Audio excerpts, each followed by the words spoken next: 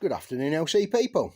Well, I said I'd be on this bike today, and I'm taking off the brake caliper down there. And basically, I've got it on the bench. I've had it all to pieces, and as you know, when you pop the piston out, there's the seals, and the back of the seals all get either road salt or crystallised brake fluid, and it makes the piston bind, and it doesn't want to go back in after you release the lever. Okay, so I've sorted that bit out, and I turn my attention to this part. Now, as you know, this bit is the bit that the caliper floats on. Now, inside each side of there goes the rubber seal. Now, that piece at the end there obviously fits in the recess. Now,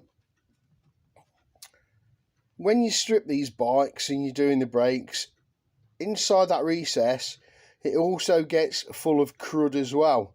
What that does is it basically pinches this onto the pin. So then that doesn't slide on the caliper. So whenever you're doing them, major consideration that is.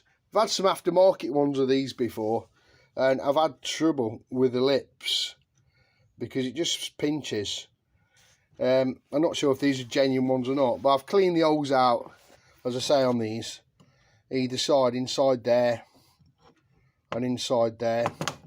I'm sure you've seen me do brakes before, I've spoke about them, and I've got basically an old hacksaw blade, put it on the grinder and made it into the right dimensions, so it scrapes the crud out inside the seal in the caliper itself, but it also fits inside the groove, so you can give it a bit of a scrape around basically and clear out all the junk. This one's done now. I've just got to reassemble it and make sure it's free movement, and then I'll put it back on and I'll attack the other side. But just thought I'd give you a bit of an heads up. Most of you know about this, but some people might not, that it's not just the piston that you need to do.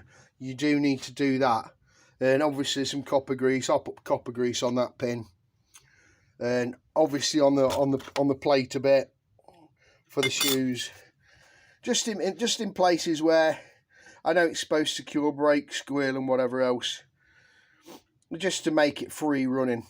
But that's what Dave's about at the moment. Like I say, I'm going to refit this one and I'm going to do the other one exactly the same.